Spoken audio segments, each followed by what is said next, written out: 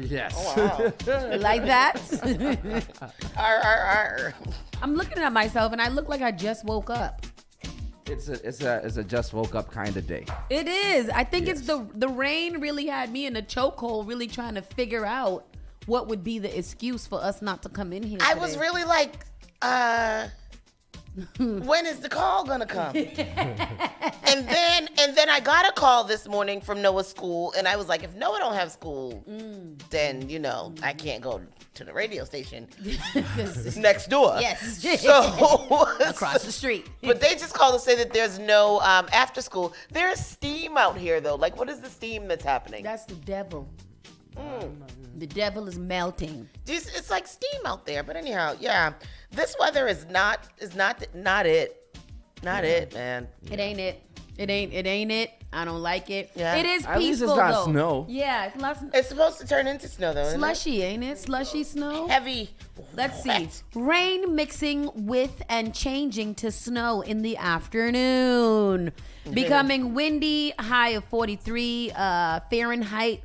Winds northeast at 20 to 30 miles per hour. Chance of rain 100%. 1 to 3 inches of snow expected. 1 to 3 inches ain't nothing. That's nothing. No. But mixed with the snow, that's what they said. It's going to be mad heavy and wet. Yeah. Ugh. We'll be all right, son. Grow up. Jeez. Ooh, yes. Ooh. Quick check-in, Miss Tony. How you doing today? I'm doing good. I'm a little achy and painy, so that's how I know that I'm old. I got a thing here and a thing here. You wake up and be like, it must be raining. And it My wasn't veins here. and my bones is hurting me Yeah, today. my knee hurt, my neck hurt over here, and my shoulder was doing this pinging thing earlier on this side. So I was like, oh. That's my eye. My eye is still jumping this morning. Yeah, that's stressing you. Oh, And after first of school all, is closed today. To hell with all of you guys who gave me advice on what the twitching tingling, eye the twitching mean. eye. I got everything from I got a big head, I'm hungry, You say stress. stress, caffeine, what is it? Weaning. What do you wean off of caffeine? How you do that? Caffeine. Withdrawals, all kinds of deterioration, all kinds of things with the little twitchy eye. And I think that I took a video yesterday so everybody could believe me, so they can see. I told you, it's stress. But what? Yes, I'm stressed out. I am. I am. There's a lot going Don't on, let nobody everybody. stress you out. There's a lot happening in this world. It sure is. It is, man. It is a lot going on. Ruxton That's me. Triz. How you doing, young man? How you doing? I'm good. I'm chilling.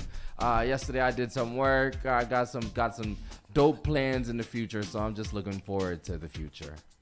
That's it. Share the wealth, nigga. Sure. Don't be having dope plans, leaving niggas out. I loves it. Y'all And, leaving me in what, next week? 2 weeks? No. Few weeks? in a month. It was like leaving in a month. In like 3 weeks. 3 weeks. Oh, that means I gotta order my Shein. You ordered your Shein? Stop playing with me. You know I don't play. Hey, we Jeez, better really? stop giving Shein and the Nova Fashion all of the money. But they got the cheapest price. And for people who only wear outfits one time, that's where you have to shop. I saw- want to shop at the boutiques, but the things that I get at the boot, let me shut up. Go ahead. I saw a TikTok yesterday, and the people were like, I guess they walk out and everybody says where the stuff is from. When it's like the glasses, Shein. Oh, Yeah. I see. The thing, the Fashion Nova. I'm gonna do one of those. Mine will all be Shein, Primark, Target. How is it? Shein or Shein? Shein. Shein. Oh. Shein. Oh. Shein, them clothes. Oh. Shein, them clothes outside. Yeah, them. But I've been hip to Shein since before. Shein was Shein. Right. It used to be She Inside or something like that. And that's when I was hip to It it. used to My be little what? bird outfit that I wore on one of them wear white boat rides back in must be the early 2000s was from Shein before people knew about it. So everybody took my idea. You was a pioneer. Everybody took my idea. You a trendsetter. I knew that Shein was a thing when I went to Antigua for Carnival and I had the Shein bag on my head. And a young man was like, hey, I like your hat. And I was like, yeah. No, Shein is definitely where you get your vacation wear. It definitely Yeah, is. yeah. It has And they to be got that. Shein men too. And it's lit, Tris. It's actually really lit. I bought a whole bunch of stuff before I went. Because I was noticing on them nice outfits. I was like, oh, Tristan look nice. Look two-piece. Everything ain't now. You know. You Yeah, gotta mix I know, but I'm mixing. You know what I mean? Where Tristan shop at? Because I've been trying to shop for Coach for this trip, and I'm just like, you know what? Forget it. He get fishy in men. I had a. He got hips. He's box him. he's a little thick little man. Yeah, he is. Big and tall. No. He's just thick. Coach, yeah, he's But that's stocky not. little What's fella. the name of the store? Oh, Big and Tall. Yeah, Is that the store? He's not that big, Tristan. He ain't. I don't know. I don't know who the hell you been looking at. He ain't Lloyd Malone or somebody. Right. What's his name? Lawyer Malloy. Yeah. I thought big and tall was just for people like. You don't have to be big. You don't have to be big. You have to be big to work shopping big and tall. Big sizes start at waist 40. Oh, they do though. Yeah. That's my size. Okay, It's 40. okay. Yeah, and then the tall is long. And because I'm 6'5", I have to shop in there in general. I had to shop for Noah's dad at Big and Tall because he's a freaking giant. Because he's a giant. He's different. Yeah, but no, Drew's just average size. He's just a thicker man. I had a friend that was on thick our son. that went to Trinidad with us, and when I tell you everything in that man's suitcase was sheened out inside the bag and a two-piece. What? Every outfit he wore was a two-piece from Sheen. But this one got me with a complex now about two-piece outfits, because she was like, everything is a two-piece outfit, and it's easier to wear a two-piece outfit. It is easier to wear. I won't say I'd go to the two-piece section. The problem was everywhere we went, there was other people wearing the same. That's the thing. thing. That's why I don't like it so much, because you can if you have a two-piece, try the solid one side of it. So because you know that when you go out, somebody's gonna have on the same exact two-piece. Yep. And that's it's not bad anymore, because everybody shops at the same place. But at the same time, you just don't want nobody to have on what you got on. Right. You know what though? I've never bought clothes from Fashion Nova. Oh really? I have not one. I have a pair of shoes from Fashion Nova, but I have no clothes from Fashion Nova. Never bought a piece of clothes from them. I used to buy all my jeans from Fashion Nova because they give the nice stretch over the buttocks. That's what I like. Yeah, over the buttocks. even that. I mean, I've wanted to.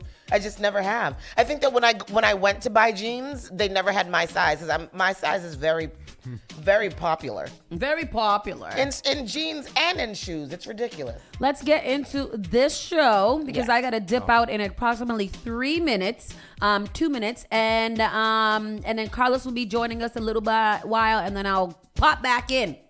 The Saucy and Friends in the Morning starts right now. The only thing that does matter is great music, and you will find it here. The all-new Spark FM. Oh, no!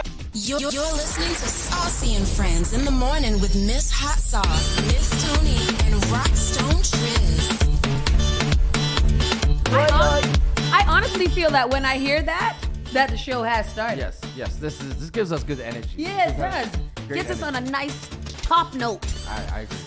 And then we'll bring it right back down. Woman who allegedly attacked a 13-year-old on the MBTA station is held on bail. Why? What did let me not do that. That's victim shaming. A Mattapan woman who allegedly attacked and wounded a 13-year-old boy at the MBTA station last week is being held on $15,000 bail. Monica Velez Caraballo, 35, had been charged with assault and battery with a dangerous weapon and disorderly conduct. The charge stemmed from an incident that happened on the morning of March 9th at the MBTA's Andrew Station in South Boston at about 7:30 a.m. That is too early to be causing any type of ruckus. MBTA police responded to a report from the station that a juvenile was attacked and that his face was lacerated. Damn. A teenager told police he was waiting for a bus with a few friends while a woman was walking around the bus stop yelling obscenities. The victim said he did not know the woman. Without any provocation, the woman walked up to the boy and hit him in the face with a soda can that had jagged edges. Shortly after police arrived, the boy spotted his alleged assailant, later identified as Velez Caraballo. They started it. They threw a chemical on my skin and it's burning me, she reportedly told the police.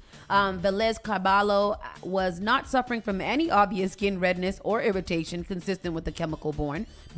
Police recovered a ginger ale can with jagged lower edges laid near the subway at the station. The victim was brought to a local hospital for treatment. She was ordered to stay away from Andrew Station and the victim. Her bail on an existing assault case out of Roxbury was revoked by Judge Richard Sinnott. According to Hayden's office, she is scheduled to return to court on April 6th. What the hell? Why'd she do that to him? Why'd she do that? Do you think he did something to her before? No, because it's over there in that area, I feel like that is what happened. It was somebody that was on the drug. Yep. And they said that she was walking around screaming obscenities and doing the most. And then you just go. They probably said they took out their cameras and probably was trying to tape her. She said that they started it by throwing a chemical on her, but when they checked her, she didn't have any indication of any type of liquid. They probably just spit on her. Maybe they threw something on her. Maybe they just. I don't know. You just don't ever know these days. We hear so much about teenagers. We hear so much about whatever. I think people are probably on edge about these teenagers. I know I am. I am too, but I want to look at the geographical area that we're in, and the way that this story is described is that she was probably on something and making a lot of noise. Their kids, they were probably making fun of her too. She got mad, came over here, sliced the boy in the face. Couldn't have been my child she sliced in the face. She would have got sliced back. She would have a little piece of slice. They would have found her slice somewhere near the can. All right? That's all I got to say. You just cut out a piece, not even a slice. And she got to learn how to call the police, too. You can't be putting your hand on no child. Not in this day and age. Not in 2023. Veteran Congressman, we'll save that one for Carlos. Long duration nor'easter could dump over a foot of sno and knock out power. Can you get into that? You just said it was 1 to 3 inches. Now it's a long duration nor'easter. You know nobody don't ever know what the damn news is happening. Oh, Lord. We don't know what's happening. We don't know what's happening, y'all. Boston, a winter storm warning is in effect in Massachusetts due to a long duration nor'easter that moved in on Monday and intensified overnight. Did y'all hear those winds overnight? All night. I was like, what is really happening here? Are we okay? It was scary, but it was also very soothing. The storm has already dumped 2 feet of snow in some areas. As of Tuesday morning, there were more than 40,000 power outages. Snow began piling up in western and central Massachusetts late Monday into early Tuesday, while eastern Massachusetts saw drenching rain. The rain to snow shift in eastern Massachusetts is expected at 10 a.m., so in about 27 minutes, it's going to start snowing. Do you want to play Sharon Sacchetti? Yes. Here's the clip. Started rain in your town or city, but it changes to snow. We've already got heavy snow happening in a lot of the northern Worcester Hills, parts of southern New Hampshire and western Massachusetts, and the numbers are piling up fast out there. In Boston, we'll make a change to snow probably between 10 and noon, with sticking into the afternoon and the overnight hours. So you're not waking up to 4 to 6 inches of snow, but it's on the way as the day and the night progress. So Boston up to the North Shore, now in that 4 to 6 inch band. Going inland, the totals go up with about a foot expected in Worcester and 1 to 2 feet out into the Fitchburg area. A lot less down here where it's last to flip and last to stick. Still, you're going to have to watch for slippery travel if you're going to be out and about today. If you're closer to the coastline, it's really tomorrow morning that we're watching for a little minor coastal flooding, but the winds are going to be ripping, gusting over 60 miles per hour at times. We've got some big waves too. And keep in mind, because of the wind, we are looking at the potential for wind damage and power outages. And I have a feeling that that restoration and the cleanup will extend into Wednesday morning. Well, the wind will be winding. The wind's gonna be winding. They've been winding. Yeah. It wasn't so bad after this morning, but last night I was really like, oh my gosh, what is going on out there? But I did sleep very nicely. Did you sleep well? I did and I didn't. What do you mean? Because I haven't gotten the key for my car yet, and my sunroof has been open. Oh hell no! It's not like open, but it's cracked. Yeah. So like before it rained yesterday, I tried to like put Saran wrap over it, and I'm You like, just went and taped the trash bag too. Over. I tried to, and it just wasn't the sticking. wind, the the wind would have ripped it off anyway. Yeah, so but I did go inside of it. It's not wet or anything inside, so You should have put a little tent over it or something like that. That's what I should have. Ay. Anyhow, so that's the weather. Be careful. They've canceled a lot of evening programs all over the place. So I don't know. The ADSL after school is canceled. The after school at my son's school is canceled. So check to see about your plans for this evening. But this ain't Nathan. Why is it canceled for? I don't know. This ain't Nathan. Because they said that it might be something, so they was like, let's see. What did Jess say? They ain't even on here. Jess and the other and the man, they ain't even here. It goes beyond words. Essex Tech superintendent donates kidney to a teacher. How beautiful is that? That's a feel-good story for today. We need that because LaWanda said it's torrential downpour Tuesday. It goes beyond words. It says here, Dave Collins was in stage 5 kidney failure when his daughter took to social media to find a donor. They found one close to home. A year ago, Dave Collins was living a busy life as a husband and father, teaching masonry at Essex Tech in Danvers, but on April 15, 2022, everything came to a halt after meeting with his doctor. She found that I was in end-stage renal failure. He told NBC 10 it was stage 5 kidney failure, and Collins needed a kidney transplant. NBC Universal, what happened? It was sorry. It could be 6 to 7 years, right before you got a kidney donated. It could take too long. New England News, what is going on with this story? Yeah, I don't think it's. What is that? You want to play it? I don't have anything. Is it something to play? What did she do here? Anyhow, that's nice. That was a nice thing that he donated. The superintendent donated the liver to a teacher who needed it. And that is nice. Massachusetts costume designer becomes the first black woman to win 2 Oscars. I didn't know she was from Massachusetts. The girl from Black Panther? The Black Panther lady. I did not know that. Ruth E. Carter, she's a native of Springfield. One of the most dangerous places in Massachusetts. Made history at the Oscars on Sunday night. The costume designer behind the Black Panther films became the first black woman to win 2 Oscars. Carter took home Best Costume Design Sunday night at the 95th Academy Awards for the Marvel sequel, Black Panther Wakanda Forever. She also won in 2018 for Black Panther, which made her the first African American to win in that category overall. In her acceptance speech, Carter thanked the film's director, Ryan Coogler, and asked if Black Panther star Chadwick Boseman could look after her mother, Mabel Carter, who died this past week. Boseman died in 2020 of cancer at age 43.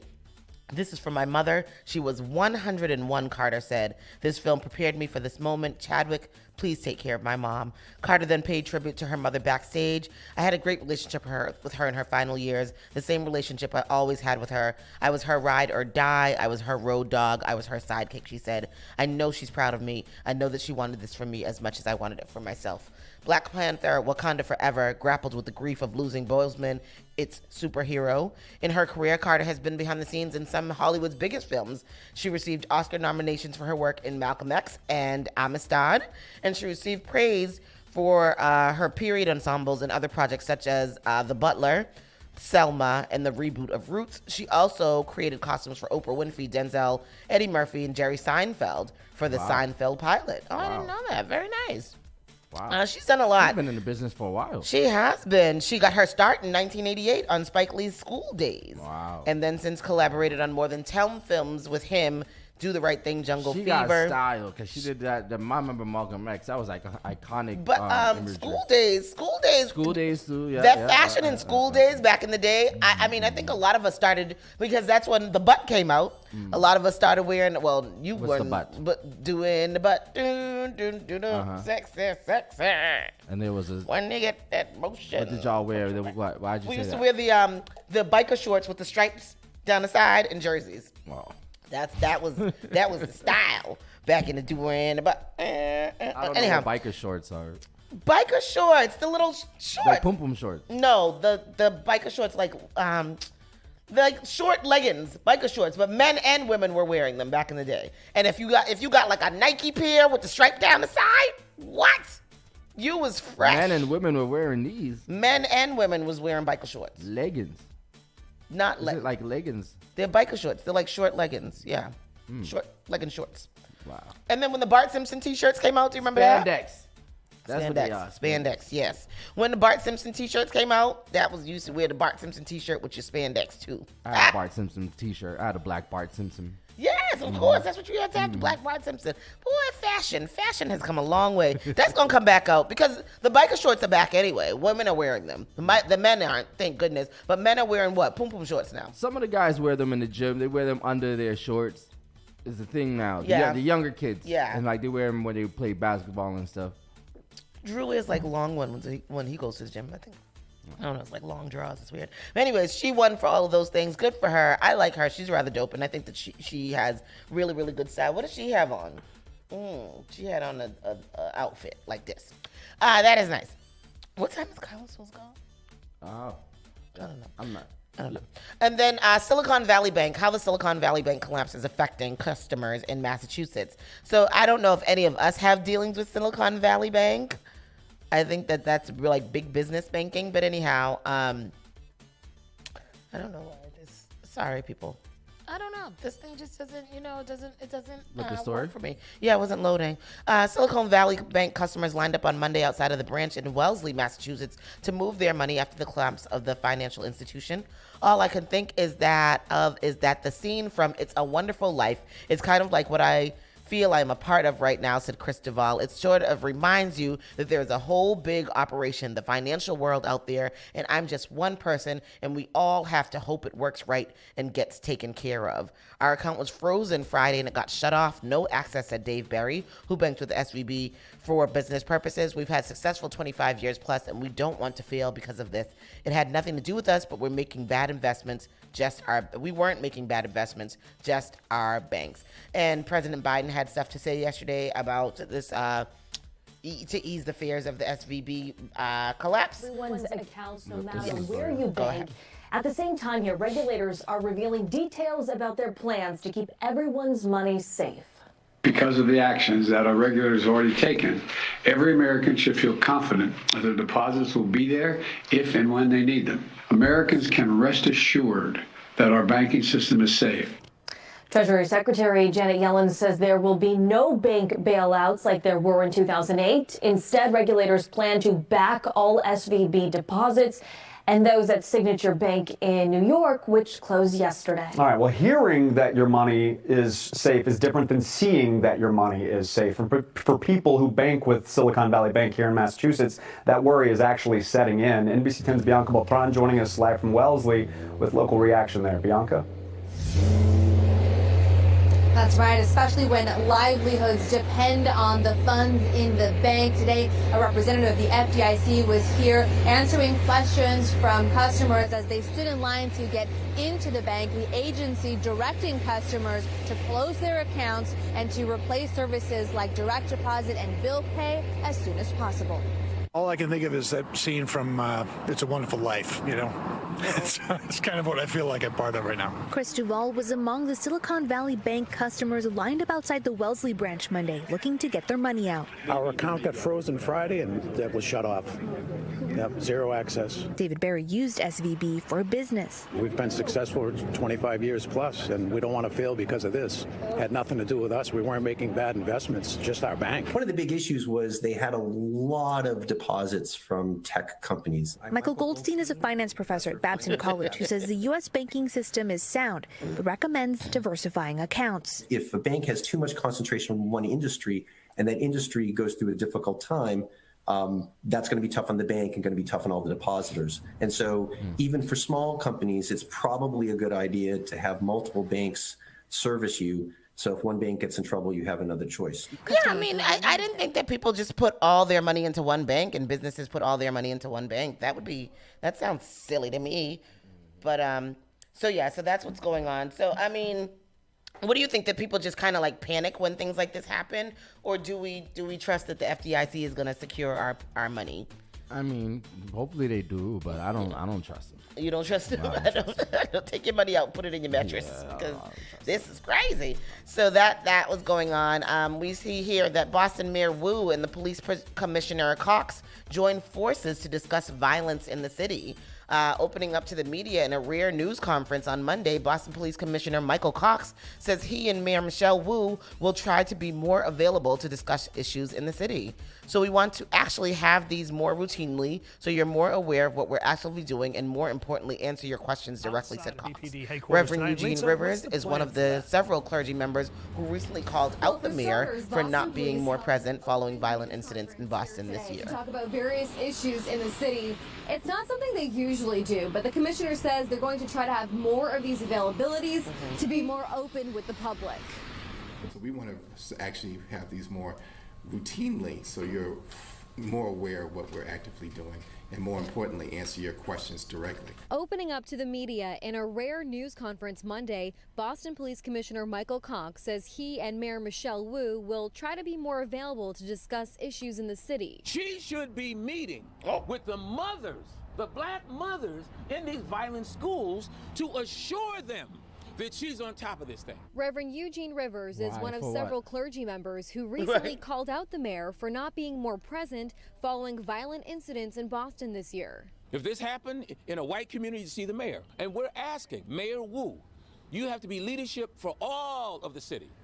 You can't ignore the black community. Commissioner Cox says crime is down by about 8%. Clearly crime is down in most categories. However, homicide and shootings are up. And that is something we are certainly working to address as we partner again with the community to make sure we are informed, when these things happen. So far, there have been 10 homicides and 151 robberies in Boston this year. One of those shootings left a 13-year-old Norwood boy dead in Mattapan. Both Commissioner Cox and Mayor Wu agree that community policing will be part of the solution to bring down the violence. The work that the commissioner and the department are doing to build ties every day with community is about keeping people safe right now and responding in those moments where you don't know who to call except for our officers will go and provide whatever help they possibly can. Commissioner Cox says he's looking forward to more of these news briefings in the future, and he hopes Mayor Wu will be at a lot of these as well. Live in Boston, I'm Lisa Pappas. So what does he want her to be there for? I mean, I understand. LaWanda says, yes, we don't have many press conferences in Boston, and I agree with that. But they think that she needs to be on the scene of every shooting? That's what he's saying? I'm not sure. I'm like, I don't think she is necessary for her to be that present, honestly. When she has her representatives there, I don't think that she has to be at every... Yeah. What is she supposed to be doing? I feel like the police commissioner, maybe that's his job to be there. The district attorney, maybe that's his job to be there. I don't know if the mayor has to be at every shooting and if there needs to be... that's what LaWanda said. That's what we have a commissioner for. Why we have a commissioner. Yeah, that's so weird to me. I don't understand what these reverends and things... want her to do or want a mayor to do, because I don't want everybody thinks that we cape for her. Whatever. I'm not sure what the reverends do. Right. I'm not sure what the reverends do besides get camera time every time and promote. Right. You show up at a shooting. How is that preventing more shootings from happening? Yes. I don't get that. But they be on her. They don't really I don't know. Shame on Wu and da-da-da-da-da and all of this stuff. She's a liar. I wish that somebody would tell us what it is that they want, that they think that she can do. Or why can't they all get together and try to form a task force or something like that? I don't know. That's just so weird to me. Eugene Rivers does a lot of barking. He does, and he's been barking for years. And then who's the other guy now with the glasses? What's his name? I forgot his name. We have a call. Hold on just a moment. Just a moment.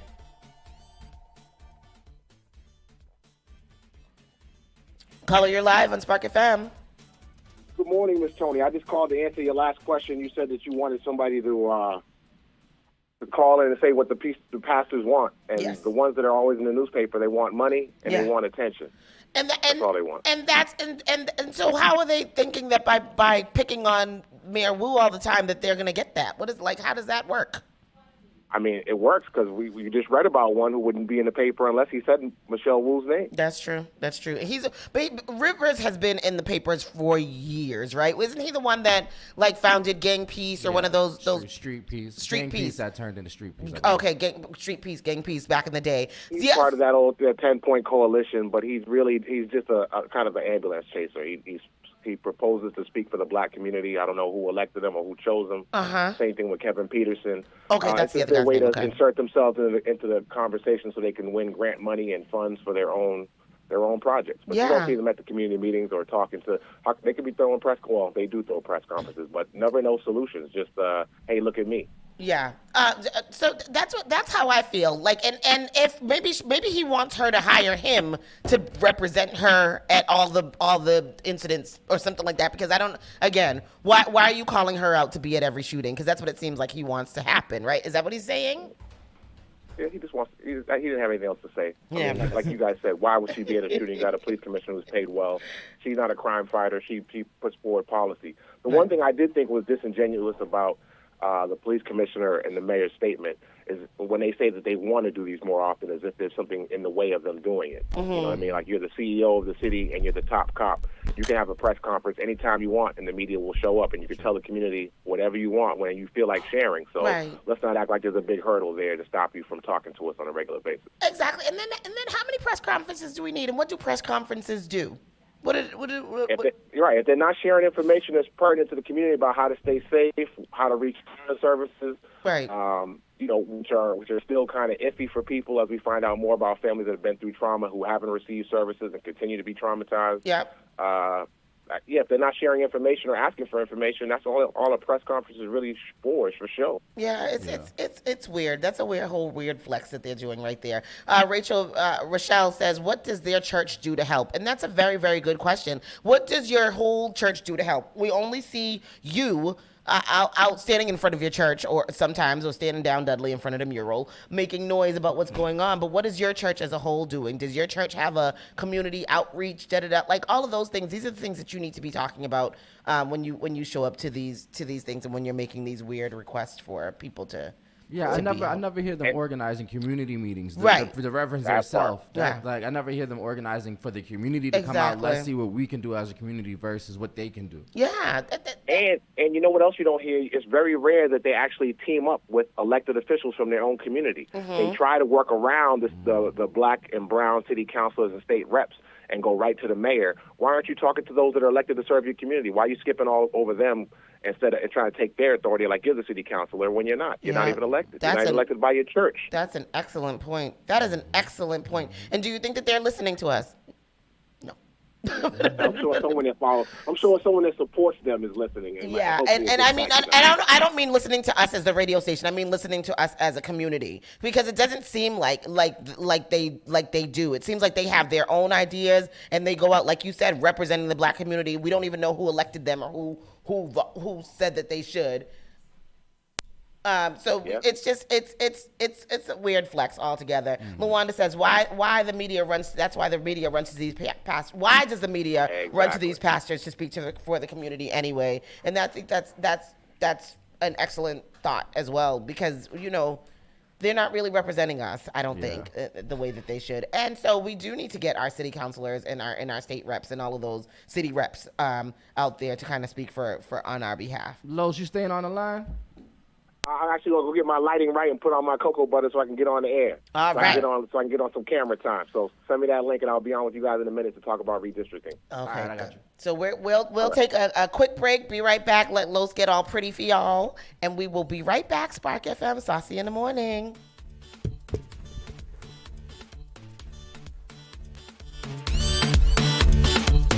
You're listening to Saucy and Friends in the Morning with Miss Hot Sauce, Miss Tony, and Rockstone Tues. Turn it on. Turn it up. This is SparkFMOnline.com.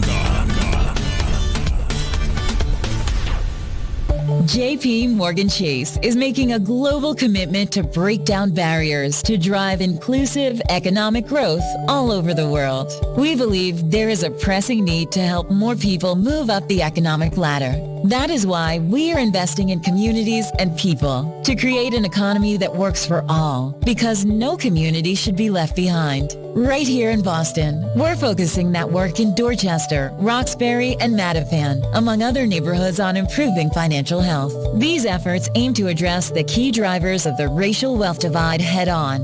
We're here to empower individuals, families, and small businesses by connecting them to the tools that build generational wealth and a long-lasting legacy. Chase is investing in Boston. Chase is investing in you. Visit us at the Mattapan branch at 1617 Blue Hill Avenue, where the team is waiting to help.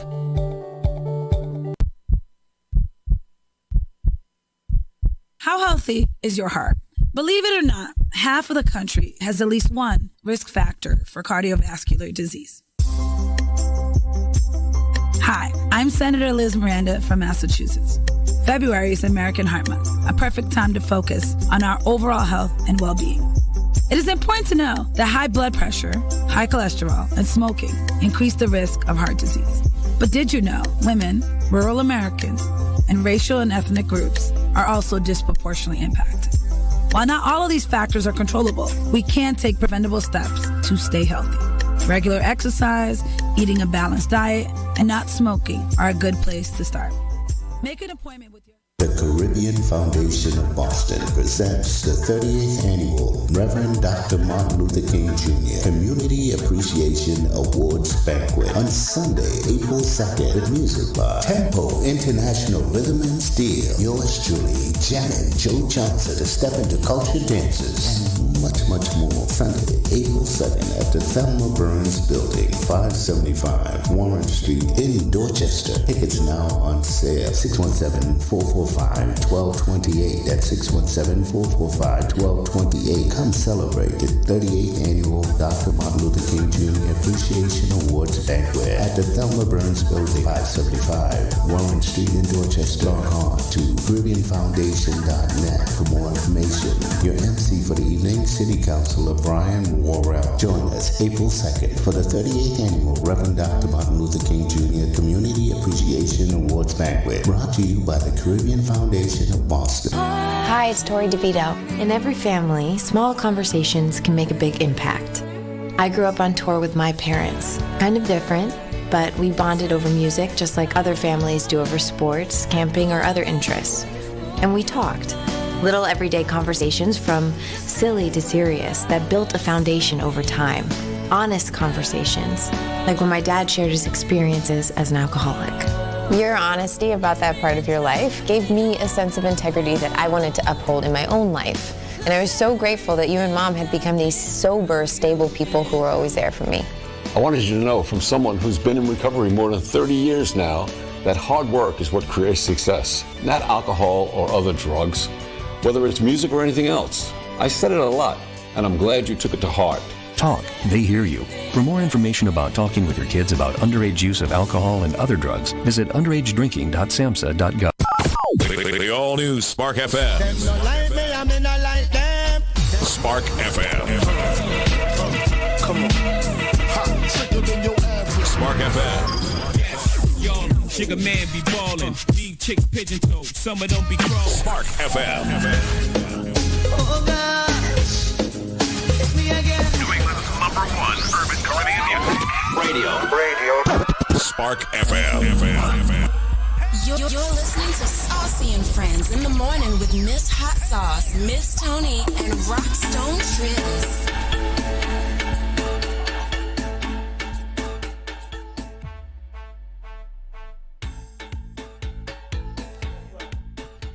And we are back. We are back. Good morning again, people. We are back. Saucy and Friends in the morning. We're still, we're going to get into the national news, and then we'll go back to talk about some more local things. So, national news, closer to home. Laconia, New Hampshire, a man is accused of planting 3 live pipe bombs under a neighbor's porch. The national news always be giving, don't it? be giving. Be doing the most. It'd be doing the most. So it says that this man now, police said a man planted live pipe bombs under the porch of his neighbor's home in Laconia, New Hampshire over the weekend. Tirar Tortorello faces 3 felony charges of possession of an infernal device. Oh, I've never heard that term, infernal device. Laconia Police Chief Matt Canlin said on Sunday police responded to a home on Oak Street for a report of a suspicious package. Police said the officers learned Tortorello placed 3 live pipe bombs under the porch of a home. The New Hampshire State Police Bomb Squad responded to the scene and removed the devices. Police said the placing of the bombs was connected to a neighbor dispute. Tortorello will be arraigned in homemade pipe bombs at a remote location on Monday afternoon. So this Sunday. We examined the package. He's awful. He looked like identified he it as a suspicious device, potentially explosive. He looks like at that point, we conducted a shelter in place. What do you think they were disputing over? What kind of neighbor dispute would make you want to put and began 3 speaking with live neighbors. pipe bombs under That the shelter in place under the- lasted for imagine 5 being down in your hours. basement, like, One "Ooh, I'm mother gonna says fix she him now. watched I'm all gonna the police activity bombs from her under his window. Yeah, there was like 6 police cars there. There was one over here, and then they blocked off the street. I saw the guy in the bomb suit. I could see it from my back window. Court paperwork states the alleged bomb maker, Tirar Tortorello, admitted to placing the Sheriff package. says a missing girl is found in a missing Texas girl is found in a locked North Carolina outbuilding. What is an outbuilding? Ooh, maybe a bathroom. An outhouse? Yes. Oh, is it an outbuilding? Is an It's an outbuild. Let me look it up. A missing 13-year-old Texas girl was found locked in an outbuilding near a North Carolina home. Investigators said the Dallas, Texas. Go ahead. A building such as a shed, barn, or a garage on the same property, but separate from a more important one, such as a house. Oh, like the pool house and Or the things she like- shed. The she shed. Yes. Investigators said the Dallas police said the FBI say a 34-year-old man enticed the girl to leave her home while communicating with her on social media, then picked her up in his vehicle. Video cameras near the girl's house filmed a vehicle registered to an address in Davidson County, and a special agent with the Texas FBI Violent Crimes Task Force contacted the sheriff's office there on Friday. Within 10 minutes, our guys had eyes on that residence. Everything moved fairly quickly after that. Investigators found the vehicle and conducted a traffic stop on the owner as he left the home. During the stop, they figured out that the girl was locked in an outbuilding on the property in Lexington where she was found. She was taken for medical evaluation and eventually returned to Texas. The man, identified as Jorge Ivan Santos Camacho. Why they always got to have 4 names? I know. What is the truth? Let me ask. Was taken into custody and charged with abduction, felonious. Every time I see that word, I think of George Floyd's brother. Felonious restraint, human trafficking, statutory rape, statutory sex offense, and indecent liberties. He was being held on $1.25 million secured bond. His attorney was appointed to represent Camacho at a hearing on Monday, according to court records. He did not immediately respond to a phone message seeking comment. So did he actually have sex with her? Look at her. Look at him. Ay. Spanish people, you may wonder why people from Spanish-speaking countries have such long names. This is because we have usually 2 family surnames when not more. Following an ancient tradition, when a child is born, she receives the first surname from their father and the second surname, and the first is the first surname of the mother. Oh, so they automatically add both names. The mother's and the so father's we would last be name. Danielle Stewart. No, Johnson Stewart. Yes. Yeah. But that's only 3. Your middle name. You would be Oh. Stuart Johnson. Huh? Stuart Johnson. Danielle. No, it's Johnson Stewart. John Stewart. First father's The surname. father's last name first, and then the mother's last name after. So middle name and then 2 surnames. So then what happens when you get married? Then you take that one too. So it'll be Danielle, Oriana, Johnson, Stewart. Oh, I was going to use one of y'all, but y'all got the same damn name. Philandro. Oh. So then you have 5 names? Yes, Danielle, Oriana, Johnson, Stewart, Philandro. And then what is your child's name? They get all of the names. So then they have 6 names? They have 6 names. Damn. I don't like that. No, they must drop. They got to drop. They drop one. They would have to drop the mother's last name. The mother's last name. Okay. Yes. And then pick up their husband's last name. Yes. So they keep their father's last name and their husband's last name. I guess so. Yeah, because it's supposed to be the male more dominant. And in the Latin X communities, it is a gender-based community. Hierarchy. Culture. Yes. Oh, well then. You learn something new every day here at Every Spark day FM. on Saucy in the Morning, you are going to learn something. Here's our man again, Brooklyn Bling Bishop Lamar Whitehead. Ay, Dios mío. Used forged papers to secure a $1.3 million mortgage for a New Jersey mansion. Prosecutors say he told a bank his business had $2 million in its coffers when it had less than $10. Less than $10. It said 10 and I thought it got cut off. But it said less than $10 in its coffers. That's a word. Look that up. Don't know what that word is. Coffers. How you spell that?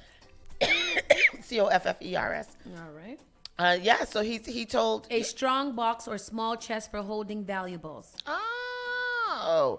So yes, he said that he had $2 million and he had less than $10. Bishop Lamar Whitehead, who first drew worldwide attention when he was robbed while live streaming a sermon in July of 2022. Let me ask you something. Tell me what you want to ask. This man wears so much designer threads. It's all fake.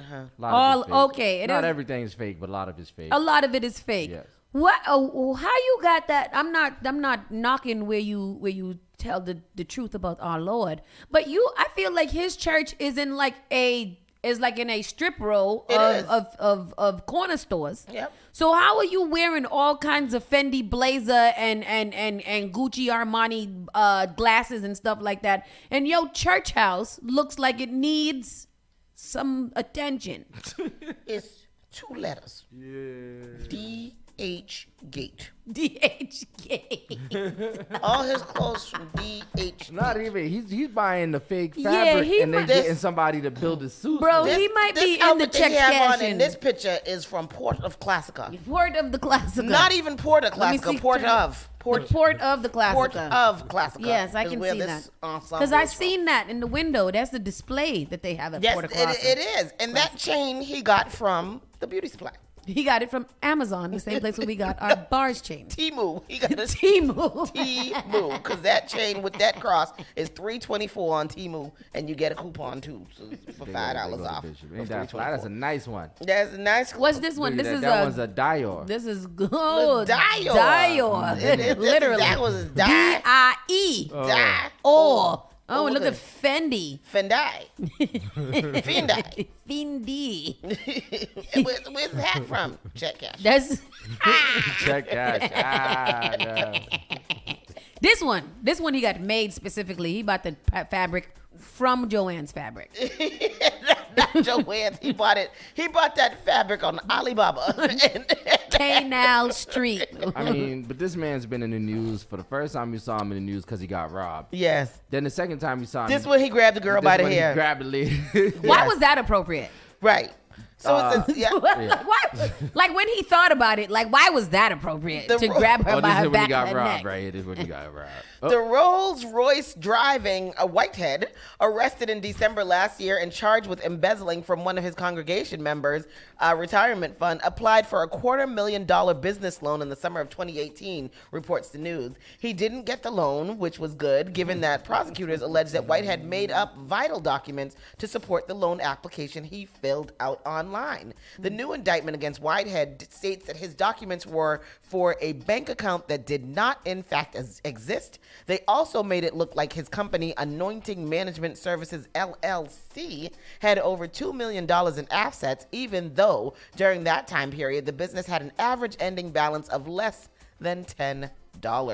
Despite not obtaining the 2018 loan, White had allegedly tried again in 2019 using fake documents as part of an application for a $1.3 million mortgage on his home in Paramus, New Jersey, described by the Daily News as a 6-bedroom, 7-bath mansion. Bishop Whitehead was already facing charges that including fleecing a member of his flock to the tune of $90,000, and he is currently free on $500,000 bond. Why are they letting him free? Do he look stable? I mean, like how he posted $500,000. He only got $10 in his bank account. He had less than $10. He had $9.99. When you get posted bond, now you don't have to pay the full thing. No, full you only got to pay like 10%. 10%, okay. But that's still what, $5,000? What's 10%? What's his thing? $500,000. So it's $50,000. $50,000. $50,000. He probably put up the church. What he gonna put up at the church? The church don't act no up to put. How much you think that church is worth? The church is worth $1,200 a month. His church is like this. This is his church. Church not as nice as this. No, it's absolutely not. Not as nice as this building at all. But I think that there's a little small chapel upstairs, and that's where his church be at. There is a church upstairs. There's one. Caller, you're live. How can I help you? I was just trying to see if anybody could loan me $50,000 in a Gucci suit. And a Gucci suit. And a Gucci suit. I could get you one. I could get you a Gucci suit. Let me Terrible. Let me see if I can find Gucci material right now. Right there on Temu. I know. Alibaba, like you said. Gucci material. Yeah, I don't want that Joanne's fabric one that hot sauce. Why you don't want that one? That one is nice. That's that good quality. That good quality See, stuff. you too fancy. That's your problem. Gucci fabric, you get it on fabricviva.com. Is where you buy the Gucci fabric. And he probably got one of them young deaconesses at the church sitting in her. No, remember we was making Dior mask. We was making Dior masks during the mask period. We did. What you want, a Dior? Easy. Them people gonna be looking for y'all. Them people gonna be looking for you. They better don't. Speaking of people looking for you, there is Gucci fabric on Etsy. I think the IRS has put out a statement that they would like all illegal activity to be reported on people's statements because it needs to be reported or something like that. What you want me to say? I got to find it. What's this? Look at this. No, look, Carlos, what you said? You want a Gucci? Let me see. It's $38 a yard. I'm about to make you a Gucci suit. No, I'm good. Carlos, I'm gonna make it. It's gonna be like that. I'll stick with my traditional African prince from Ghana. Oh, you fancy. It's gonna be just like that shirt that Vanessa made for Theo on what is it? Gordon Guttrell. Gordon Guttrell. I'm gonna make you a Gordon Guttrell Gucci suit. You showing your age, hot sauce. Because Triz was like Gordon Gartrell. I know what you're talking about. I remember the episode. I don't know what Gordon Gartrell is though. No, what is that? Oh, look at this. Was a Gucci elastic. What is that's that? the shirt. That's the shirt she was trying to copy. That was the designer. Oh, she had the one short sleeve and the one long sleeve. That's the shirt that had all the holes in it and stuff. It didn't have holes. I think it had like an extra sleeve. It was silk, gold and black. Sleeve and a big collar. Yes, it was beautiful. She did a great job. It's right here. Income from illegal activities such as money from dealing illegal drugs must be included in your income on Form 1040, line 21, or on Schedule C, for all of your illegal activities. What's wrong with y'all?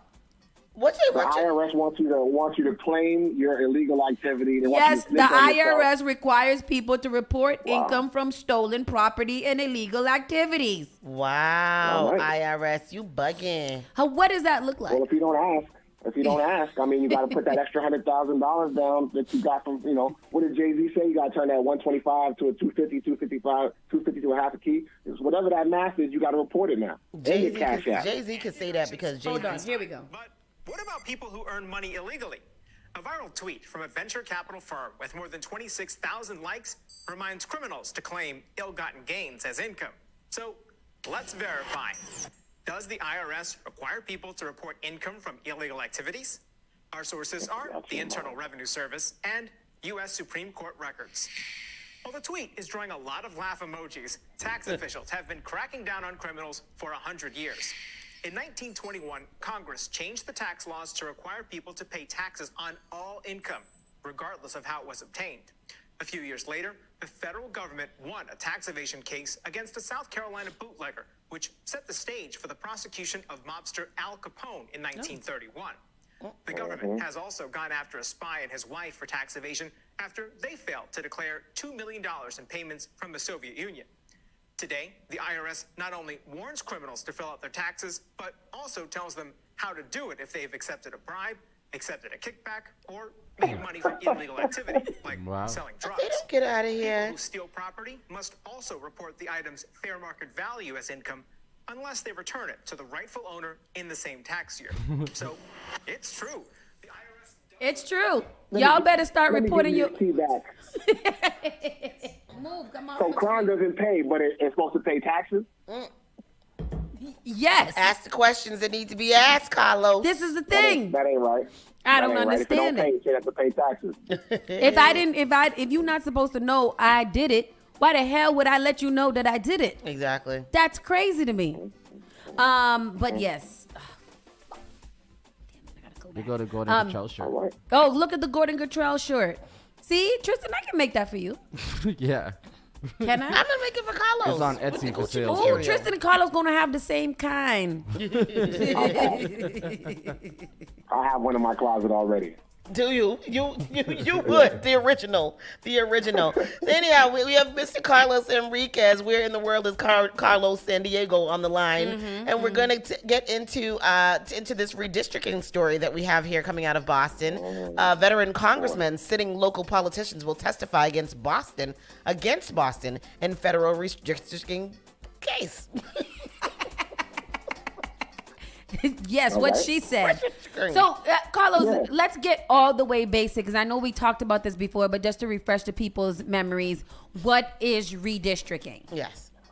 All right, so let me just hit y'all with the disclaimer that these are my thoughts and opinions, and they're not owned by Spark FM or its management. We like you. Now, with that being said, that way we can get greasy with it. Redistricting on the city level, which is what we're talking about, is when they take all the wards and precincts. There are 9 district seats in the city of Boston. And this is the process of when they make sure that they are, one, balanced by number, so that each district has the same approximate amount of number. And there's also a mantra in there to make sure that they are looking to empower disenfranchised communities. So black and brown communities, people that usually vote together, immigrants, ethnicities, income levels. They try to keep those communities together and, in fact, empower them by combining them with other nearby communities to increase the voting rights of those that have been disenfranchised for the last, 100 years or maybe less if you're black because you haven't been voting for 100 years.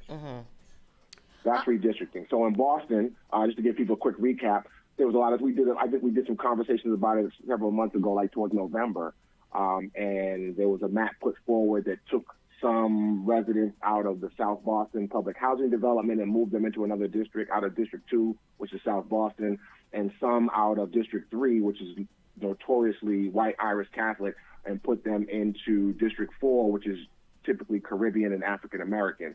So there were some mixed numbers there that strengthened the diversity, added some diversity in people of color to District 3, and added some white people and white voters into District 4 and moved some white voters out of District 2.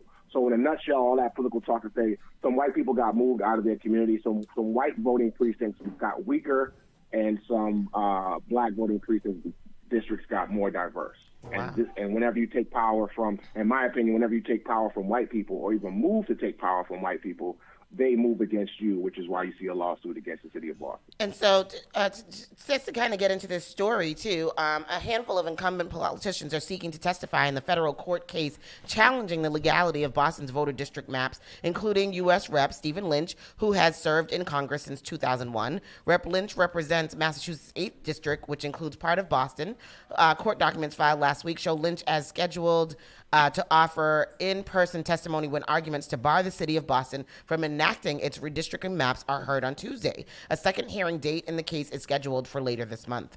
Others intending to testify this month include Boston City Council President Ed Flynn, at-large Councilor Michael Flaherty, State Senator Nick Collins, and former City Councilor and recently retired City Clerk Maureen Feeney. The lawsuit lays bare a rift among Boston Democrats who have drifted into 2 camps in recent years. In one lies an increasingly progressive crop of new politicians. In the other, the centuries of the old guard. So I hear you chuckling in the background. What? I was doing some translation for you in the background because the reporter who I'm a fan of can't write it as raw as it needs to be. It's split into 2 facts of black and white. The centrist is code for white. The progressive is code for black and Latino. So, but go ahead, I'm following. And all the elected officials that are coming forward to testify, they just happen to be of the same race and ethnicity. They're all white Irish Catholics. Well, that's what I noticed too. So they're not looking for any of the progressives to testify? Well, no, they went back to the drawing board, and you'll see further on the article, they went back to the drawing board when they looked around and said, damn, it's white in here, like the Oscars. They were like, we got to find we need to find a couple of black people that will side with us. Who can we get? And they reached out to, some activists like I think Shirley Shillingsford has joined the case, and a couple other they sometimes do well. I won't say never do well, but sometimes do well. And they always do that. They find a couple of us that will co-sign the effery early morning. So I'll watch my language. Okay, so it says that the rift, which plays out frequently among the historically diverse Boston City Council, has tended to fall along racial lines, with councilors of color typically aligning in the progressive bloc, and white councilors, particularly those with ties to the neighborhoods that represent traditional centers of white power and affluence, filing into the centrist bloc. So that's exactly what you just said. Race and power emerged as a flashpoint during the redistricting process as the council attempted to address an explosion of growth in the South Boston Seaport neighborhood and a simultaneous loss of black residents across the city over the last decade. Between September 2021 and November of 2022, councilors involved in the map-making process attempted to remedy the issues by shaving off a portion of the overgrown South Boston district and adding it to a neighboring Dorchester district, triggering a shift in the bottom portion of the latter's boundary lines. Many white politicians from those two districts resisted the shift, and we've talked about that, so we know that's true. We've been talking about that for a while. In one community meeting, former Clark Feeney, who represented the Dorchester district, implored council members not to shift the area's boundaries. Don't take power from one neighborhood to give it to another neighborhood. That's interesting. So, I mean, I love it. I love it because that's the truth of the matter. That is them saying, please don't take power from a traditionally powerful white community and make us share it with a traditionally unempowered black community or Latino community. That's crazy. That's exactly it. But there's no apologies about it. This is what it is. This is politics. No one gives up power. So even if you try to take it from them, whether it's the school committee, whether it's the exam schools for their children, whether it's redistricting for voting, they will fight you. And they will fight you legally. They'll protest you in the street. They'll be outside your house. Like if you really about this life, then be willing to fight, because these are 60-year-old and 70-year-old elected officials testifying, and if they're willing to come out here and testify in court to make sure that they can keep their power, what is the counters? What's the other side willing to do to get that power? Wow, this is crazy. In an affidavit, at-large counselor Aaron Murphy claimed that the approved map is based on race in violation of the Voting Rights Act and was designed to diminish the voting power of white voters in City Councilor District 3, whose rights are sacred under the VRA and the 14th Amendment. Oh. She said that? I agree, Aaron. I don't think it's illegal, but I think that it is supposed to. It does diminish it in some sense because it dilutes it, adds black people to their voting pool, which they don't like. So isn't this like blatant racism, or am I seeing this? Yeah, but I mean, it's par for the course. Okay, they're claiming reverse racism. That's what their counterclaim is. Oh, you're discriminating against white people. When you open up more seats for black people, black kids in exam schools, and white kids are losing seats. Oh, you're discriminating against white kids. That's their pushback. Don't take the power away from powerful white people. This is a new day. And can you tell me, what is the VRA? Voting Rights Act. Voting Rights Act. Oh, okay. Yeah, Voting Rights Act. Thank you. So people that are visual learners, they kind of move. So the Seaport, the new neighborhood, right? A lot more people live there. It counts in South Boston, which is District 2. So to keep the population, like I talked about earlier, equal, you have to you can't just pull neighborhoods from anywhere. So that's South Boston. So you go all the way over until you get to the projects, and then that neighborhood butts up against Dorchester. So you can trim some population and send some people in the projects into Dorchester or District 3. Now, those people are typically Latino and black that live in the South Boston projects, right? There's still some white people there, but traditionally, so you add black people there, and then, that roller coaster effect of how it affected South Boston and District 2 and 3, which is South Boston and white Dorchester, South Dorchester, is why you have the Nick Collins, you have the Ed Flynn, the Aaron Murphys, the Frank Bakers. You have all the white Irish Catholic politicians standing up for their constituents. And I can't even be mad at them while they're playing a racist game, in my opinion. That's the game. That's what their constituents expect for them to do, to defend them and defend their power and rights.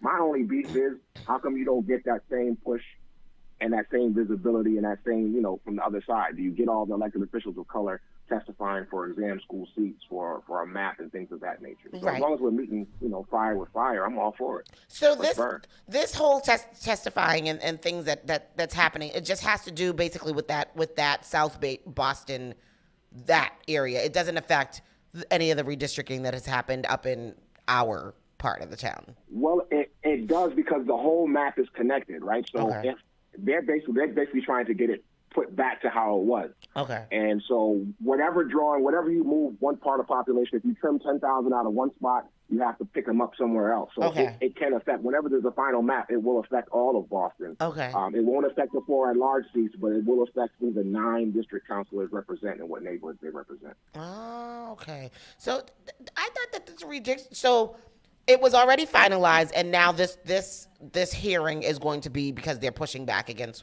whatever was finalized. Yes, it can't. So now they're suing, right? Yeah. So when you get sued, everything gets put on halt, right? Well, it's through. Now they have to try to remove it. So they're trying to get it done before the city council election comes up. It's what we normally see. If you want to look back in history to see how it usually goes, it's usually the opposite way around. Usually, black people are suing white people for disempowering us through this process. So now they're taking a civil rights movement act and using it against black and brown communities by suing us, saying the map is unfair to them. So the judge, the 71-year-old judge who's presiding over the case, who has a long resume, will have to look to see whether anything was violated. She'll have to look at the law, the Voting Rights Act, to see if this map follows the law or breaks the law. And I'm sure the NAACP, I'm sure Councilor Brian Worrell, who I think sponsored the map, and maybe Ricardo Arroyo, Councilor Arroyo, they'll probably have to speak up at some point to defend this map. Or if they feel so confident, they'll let the map speak for itself, and they might feel like, we know we did our job, we know it's right, and they're going to lose the lawsuit. Do you think that's wise for them to not speak up and to just let the map speak for itself, or should they testify? You know how that goes. It depends. I think they have to watch to see how it goes. I'm not sure. I'm not sure how the city defends itself from a lawsuit like that. I'm sure a corporate counsel. I know these are all fancy terms for people, but I'm sure the lawyers that represent the city will have to defend the map. So I'm sure they'll be in touch with city councilors and neighborhood activists like the NAACP and others to have them weigh in if they need them to come in and defend the map. Wow. So it says here that Council President Flynn, who currently represents the South Boston District, also called for a halt to the map's approval a day before it was scheduled to go on the floor vote in November. The council map-making process ended on a sour note the following day when Dorchester Councilor Frank Baker accused his Irish-born Protestant colleague Liz Brereton of Alston Brighton of deliberately attempting to disempower Irish Catholics in the city with the map. Can you speak to that a little bit? Yeah, that was such a trash moment. But that's Frank Baker throwing lack of a better term, throwing ish at the wall, right? So it's one thing. We already spoke about the racial component of it. Yes.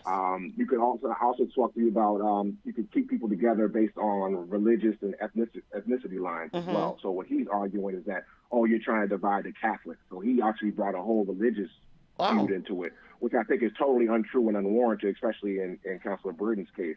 Trying to make it an old Irish Catholic versus Protestant beef as well. He's just throwing fuel on the fire to make it that much more, I guess, interesting, for lack of a better term. So then there's so many components to this thing. There's the whole race issue, like BIPOC versus white. Then there's there's the religious thing, and then in some cases there's like a male versus female dynamic that's going on in a lot of this too, right? It seems. I think that the dynamic is always there. Like I see Michelle Wu get picked on as a mayor. Maybe it's because she's a newer mayor, but I've never seen male mayors get criticized to this level. Yeah. But other than that, I'm hoping it stays. It should really just stay in the issue. It's really about voters, voting rights, and empowering different districts to be able to elect voters, electors of color. So, for instance, you can't go into District 2 right now or any time in Boston's history and elect a person of color. They've gotten close. Suzanne Lee has gotten close, but they've made sure that they've circled the wagons and made sure that doesn't happen again since Ed Flynn won. who, by the way, has $500,000 in his campaign coffers. I wanted to come back and use that vocabulary word y'all put out there earlier. Who might be thinking about running for mayor in a few years. So keep an eye on Ed Flynn because he has the most money to make a leap from city councilor to mayor. So he's got to play it carefully. He's got to make sure he keeps his base happy of South Boston voters and white Irish Catholics in the city. If he's going to make that leap. And so he's playing politics as well. That's crazy. It says further on in this article, just keeps on happening. That article has great points. I mean, it's really, really long. I'm not going to read all of it. Writer. But Great writer. the current, it's a black woman who wrote this. Her name is Soraya Wintersmith. Yeah, very, very good writing.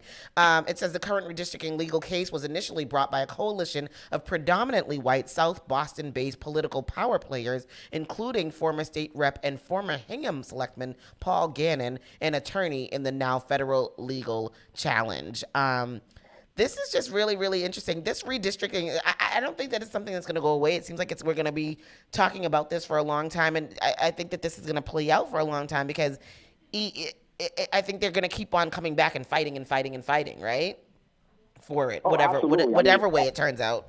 Then the next and then it happens every 10 years. I mean, it seems like it's a long time in between, but believe that there's people they were plotting 10 years ago about how they were going to fix certain things that they lost last time. And 10 years from now, we'll do another census, and it'll happen at the state level, it'll happen at the federal level, state level, and city level. So people, the more you pay attention to it now, the less you'll have to get familiar in 10 years if you're still in the city of Boston and you have to do this again. Right.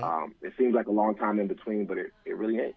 Yeah. So I see that the hearing is supposed to take place today. It says a coalition of advocacy groups devoted to serving marginalized populations, including the Boston branch of the NAACP, Massachusetts Voter Table, and the Chinese Progressive Association, are planning to show up to Tuesday's hearing as a show of support for Boston's latest redrawn map. The group filed a shared legal brief in support of the city's map, and the federal case adds another layer of tension to Boston's struggle with race and voting power within the storied and changing city.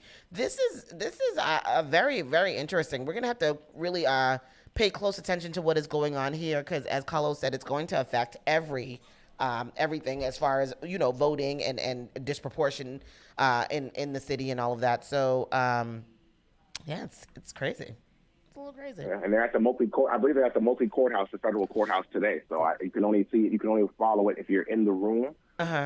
So either be at the courthouse or try to find, Sarah Wintersmith, who's from GBH, who wrote the story, or, any reporters that are covering it. You might be able to find them on Twitter, and they might be live streaming it in terms of at least live tweeting it. They probably aren't live streaming it, but they're at least tweeting out what's being mentioned and who's testifying. I wonder what time it's on. I just clicked on her Twitter to see if she's saying anything right now. I don't see anything.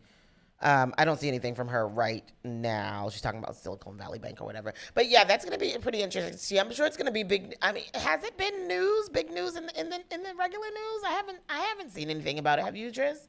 About their redistricting hearing? No, this is the first thing that I've seen in a couple of months. Yeah, me too. Yeah, I actually Googled it, and I don't see anything coming up as well. You don't see anything. So, I mean, hopefully they'll say it. Oh, no, it's been postponed. Tuesday's hearing has been postponed.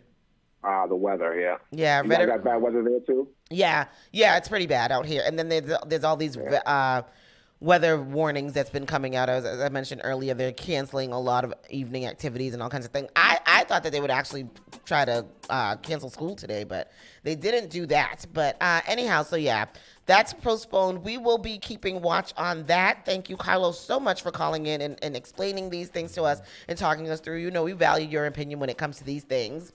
Appreciate it. We appreciate you coming in or calling in. We're going to take a quick break, come back with the rest of the national news, and then go into the entertainment news. Saucy should be rejoining us soon. She's so busy. Hey, Miss Tony, before you go to break, I just wanted to share something with Triz before you go, because I don't want you gave Triz some history, but I don't want it to be the wrong history. Triz, all the guys were not wearing spandex back when Miss Tony was wearing. I know that, brother. I didn't say all the guys. I said men. You said the guys were wearing it too. Yeah, but you made it seem very common. Look at the video for the butt. Look at the video for the butt. EU. It was like Teddy Riley and them was wearing it. The rest of us was in. And EU was the group that sang doing the butt. All of them had it on, playing instruments, and all of the men in the video had it on too. It was style. DC go going on. Okay, It- I'm you gonna was let y'all go. you was just too damn cool, Carlos. That's the problem. Yeah. Y'all Have a good morning. Bye. We'll be right back, y'all.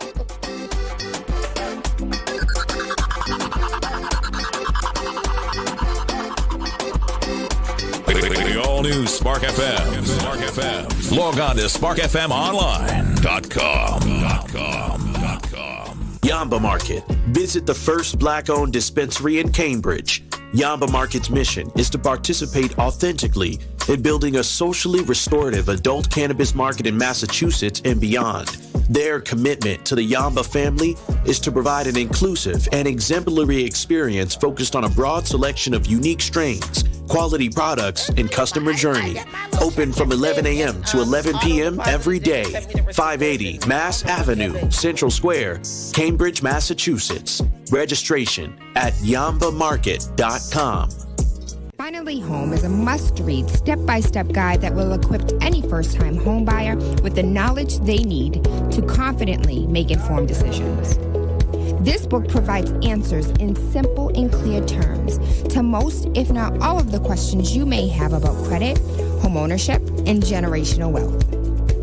Finally Home equips the reader with the confidence to be engaged with the home buying process without feeling vulnerable or exploited. Tailor-made Real Estate Easy is not just a catchy hashtag. It is real estate agent and radio personality Taylor Andre's goal. A goal to simplify one of the most challenging processes you will go through as an adult. A goal to educate you properly on credit and teach you the strategies to finding the home of your dream. It is not just a good book or an easy read. It is the secret to a seamless home buying experience.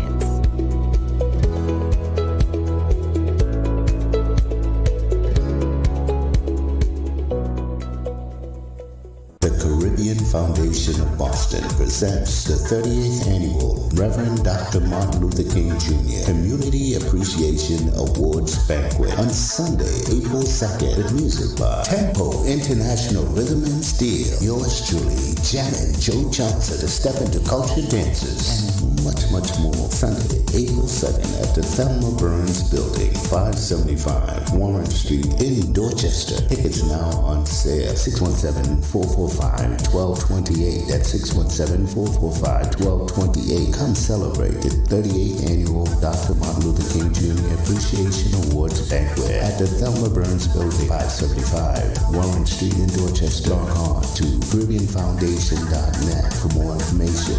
Your MC for the evening, City Councilor Brian Worrell. Join us April 2nd for the 38th Annual Reverend Dr. Martin Luther King Jr. Community Appreciation Awards Banquet. Brought to you by the Caribbean Foundation of Boston.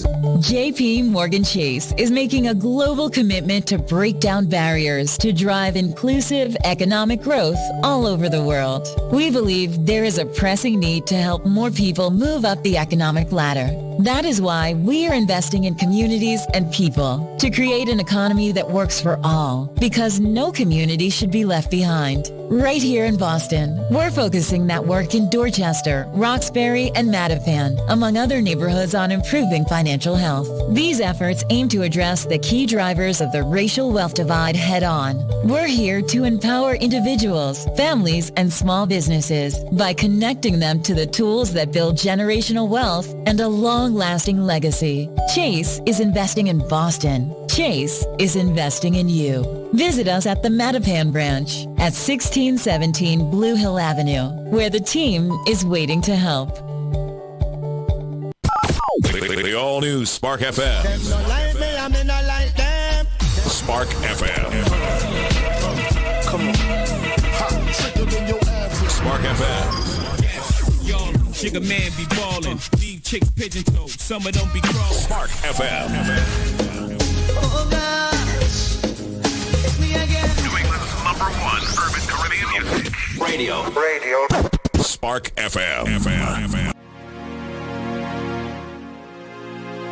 You're listening to Saucy and Friends in the morning with Miss Hot Sauce, Miss Tony, and Rockstone Triz.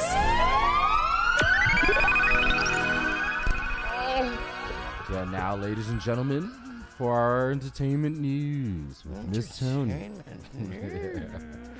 Are we going to entertainment? We're going to finish the national. What are we doing? Did we finish it? There's a couple other things. Oh, okay, A woman that was held captive in a closet for 3 weeks in Tennessee. Nope.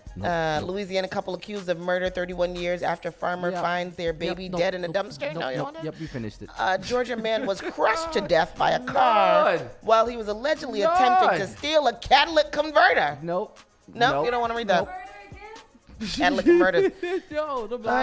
And then, this is a nice story. Mediterranean diet may reduce the risk of dementia or Alzheimer's. Okay. Okay. Didn't you tell me that a Mediterranean diet is the best diet? The Mediterranean diet is the best diet to Them follow. white people know how to eat. If they not white, they Mediterranean. They Mediterranean. They got olive skin. They's olive colored. They're BIPOC. Yes, they are. So data from more than 60,000 Britons suggested the plant-rich diet may help regardless of a person's genetic risk.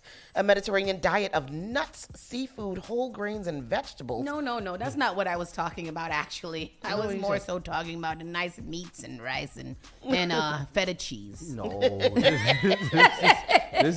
This is a Mediterranean diet. I don't want no nuts and seafood and whole grains and vegetables. Fruits, vegetables, whole grains, and healthy fats. That's what you got to eat. You got to put a little olive oil on your vegetables. The data suggests eating lots of plant-based foods may be a protective effect against dementia, regardless of a person's genetic risk, which researchers said could form the basis for future public health strategies. For further research confirms their finding.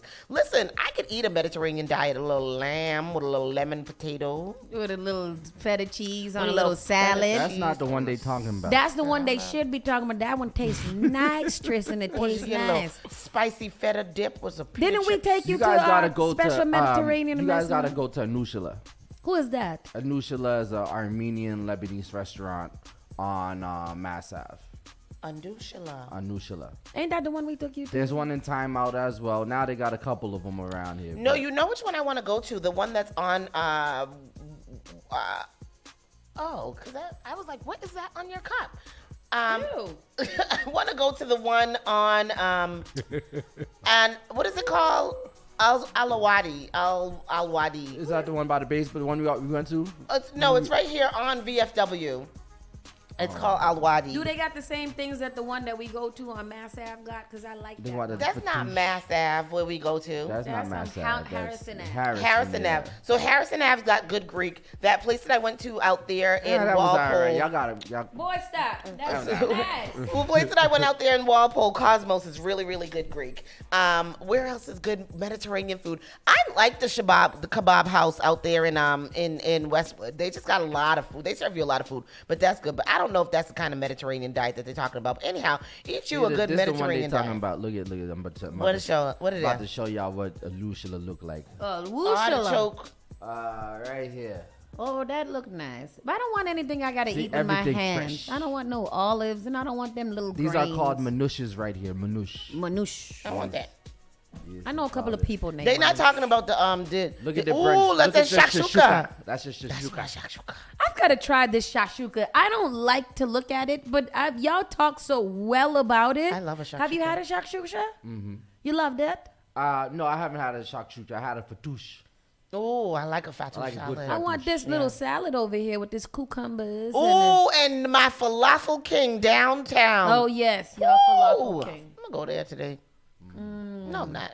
I like it. Pastor Troy said that's African. European, my ass. He don't know nothing. He don't know nothing about flying fish and cuckoo. Yeah.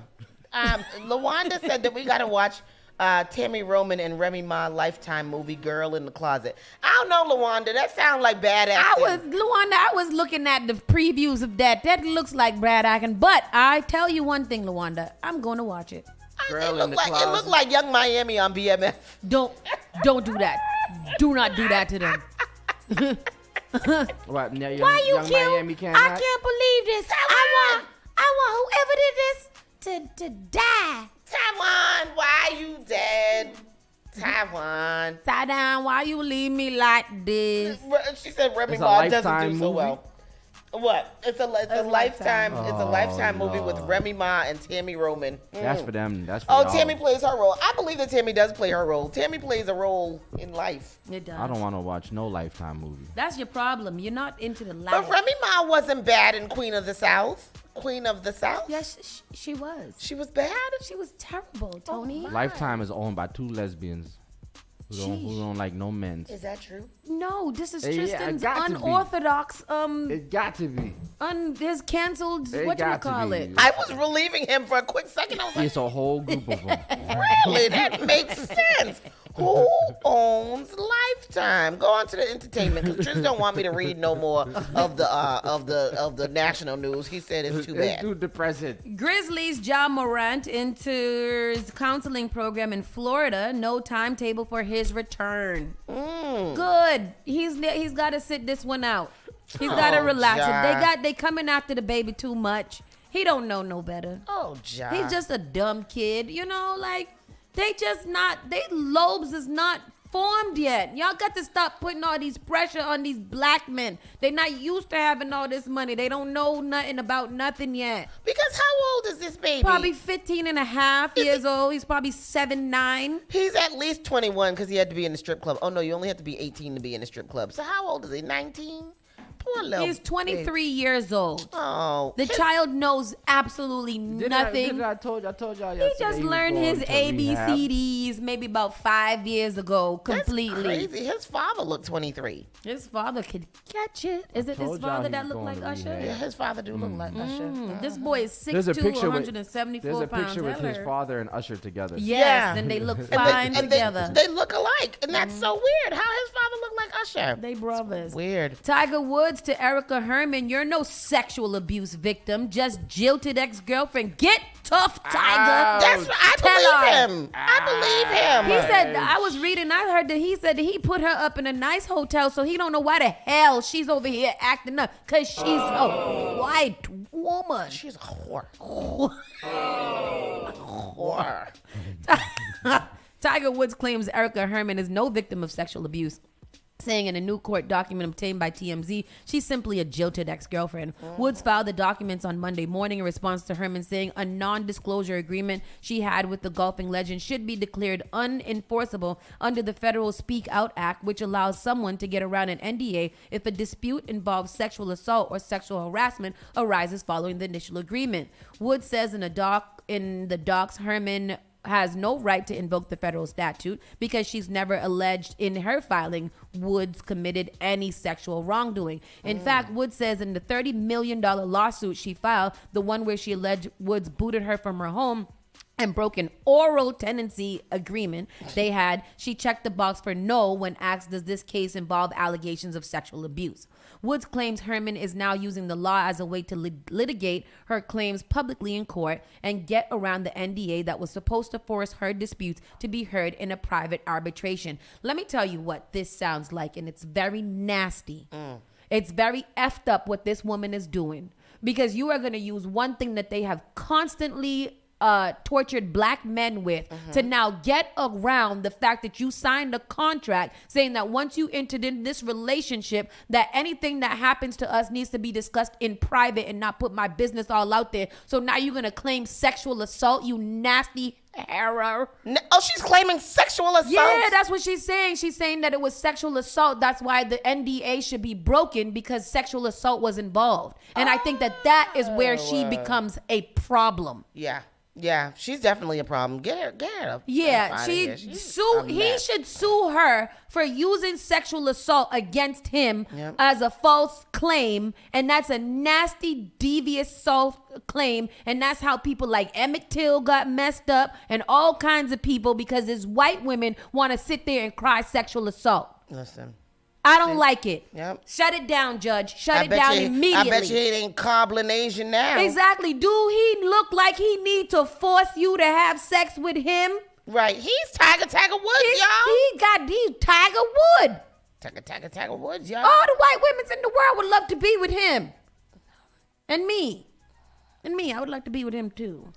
I want to have the Diddy Carisha relationship with Tiger Woods. I know, but Carisha's not satisfied with that. Well, she's stupid. I think she is satisfied with it. I'm just saying. I think that she's just saying that in her next relationship, she's not gonna share. But this one, she don't mind sharing because he's a billionaire, and she knows she's not gonna get with no other black billionaire. See what I'm saying? Like if I'm not gonna be with a black billionaire, that man has to be for me because he don't have enough money. Yeah, she got picked by the right one. She did. Shoot. She did. Who's mad at? Listen. If Diddy look at me sideways, I'm gonna stick beside him. Stick beside him. Sure, like whatever. I don't like this woman. Done her. Cancel her. She looks stupid anyways. I don't like her, and that's his fault. I'm not even mad. That's his fault. That's what you get. Find you a nice auntie. Right. Shoot. Yo. My sister is available only for Tiger Woods. Not for anybody else. Right. Only for millionaires. Only for millionaires. All right, Coach? Just for millionaires. Right. We wouldn't do that to you.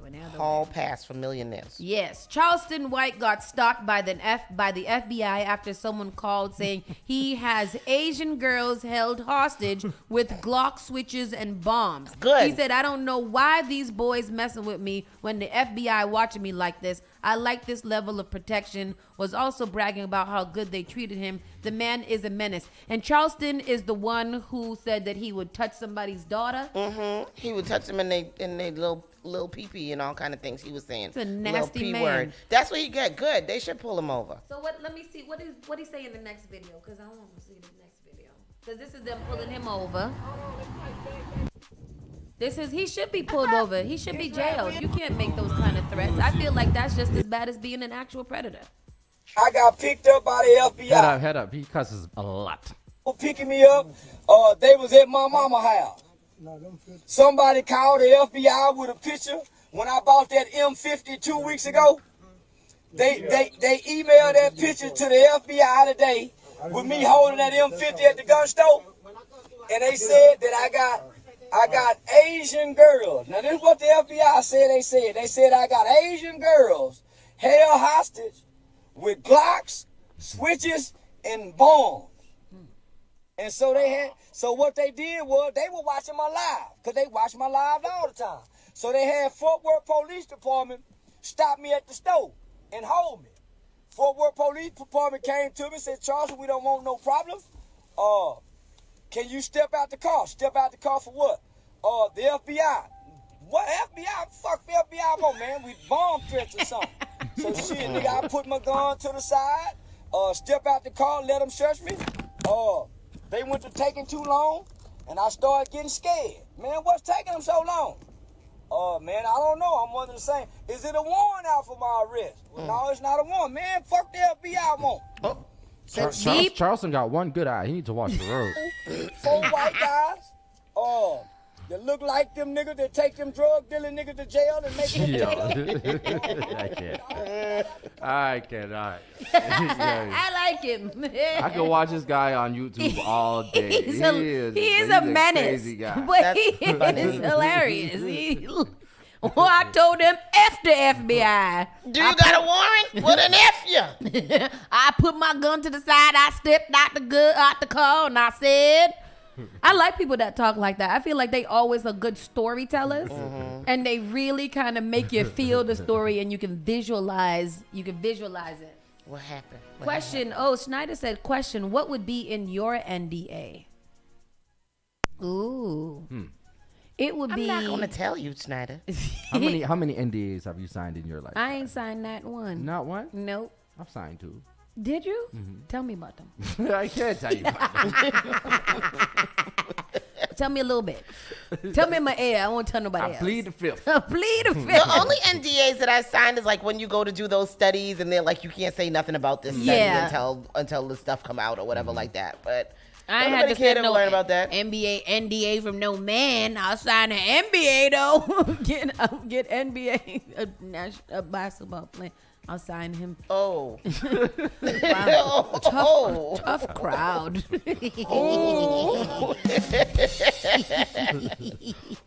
Sean Diddy Combs throws hat into the ring for a BET steak. Stop throwing your hat in the ring. Why don't y'all just come together, put a little down, and get it?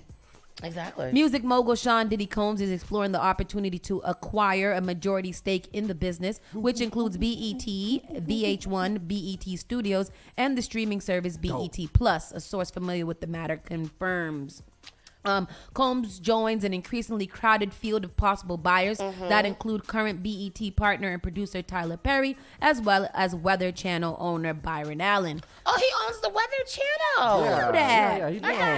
He got like the weather. He started out with the weather channels, and then went on to acquire a whole bunch of other channels as well. Byron Allen. Last week, a source told Hollywood Reporter that Perry, who owns a minority stake in BET Plus through his current overall deal with Paramount, was interested in the buyout, with his deal coming up for renewal. A spokesperson for Allen later said that the mogul is interested in buying BET, and he will be pursuing the acquisition as of the network. Combs already has a presence on cable TV through his Revolt network, which launched a decade ago through BET and VH1, are much more widely distributed. Combs also, of course, is familiar with Paramount's properties, having worked on Making the Band and other fare for his channel. I still feel like it should go to Tyler Perry. Yeah. I still think, literally, what makes sense and what matches with branding is Tyler Perry. Yeah. I think it would be nice if actually all three of those brothers could acquire it together. Me too. Yeah. Because all three of them specialize in different aspects. Absolutely, You and they have need Diddy all with of the that. music, you got Byron with the news, the weather, and then you got Tyler with the movie. And maybe that's what they're doing. I'm hoping that's what they're doing, because that collaboration would take BET to heights that no one has seen. The only other thing is, sometimes getting in business with other people. And this is not for complete ownership. This is just for majority stake. Majority stake. They should just let them three have complete ownership. What I do hope is that well, right now I believe Viacom owns it. I hope that the brothers end up buying it, and doesn't go to another white company.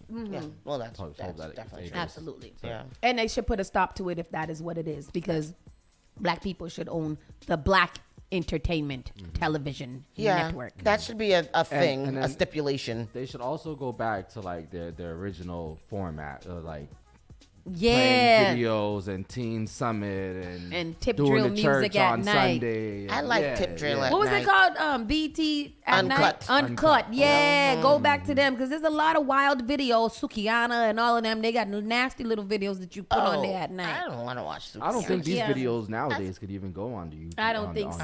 Child, there's too much booty and vagina and juices. And the lyrics too. These women, these women's, y'all is violent. They is raunchy. Yeah. I be like, ooh, that's nasty. Me too.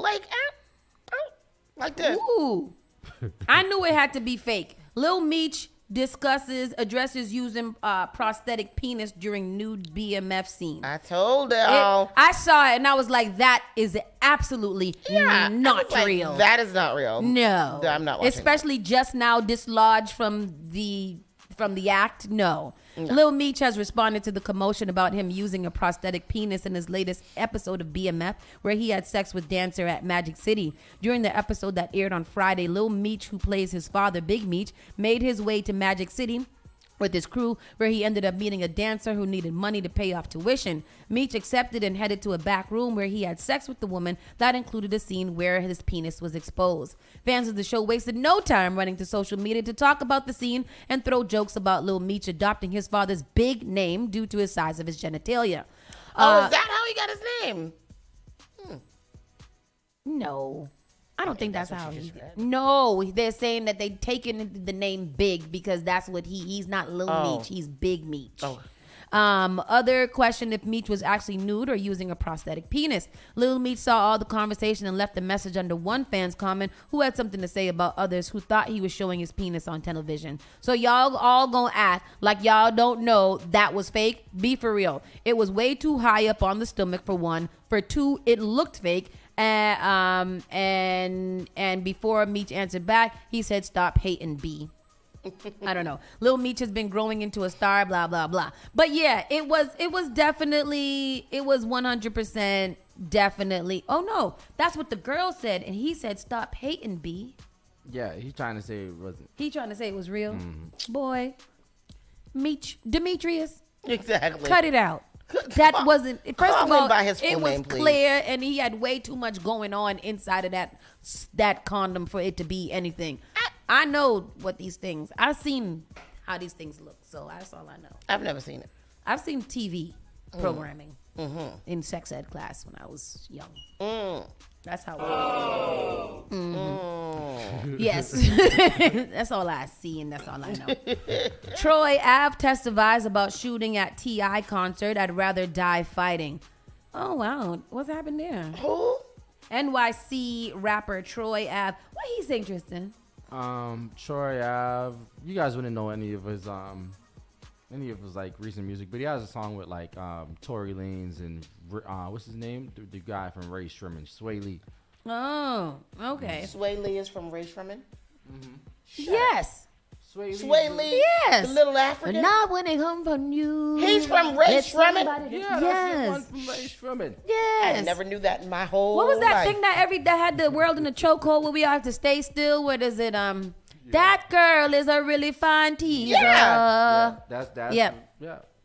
Really? Let's do that again. Let's bring that back. With the mannequin. Yeah, the mannequin. I did a really dope challenge. one time for a Sweet 16. I had the whole party. I bet you I have it somewhere, but I had the whole party do it. That thing had everybody in a chokehold. You couldn't go to no event, no party, no Thanksgiving dinner, not a damn thing without having to stop and be still until the song ends. Yep. And that was my mama. Let's do the thing. Let's do the mannequin challenge. You know the thing where they have on the TikTok? Oh, now is a good time to do it. We had to do beans, greens, tomatoes. Had to do 47 takes of that too. Like, Yep. Ma, Yep. stop. Yep. I don't want to do it anymore. I don't want to read about Troy Ave, actually. Sounds boring.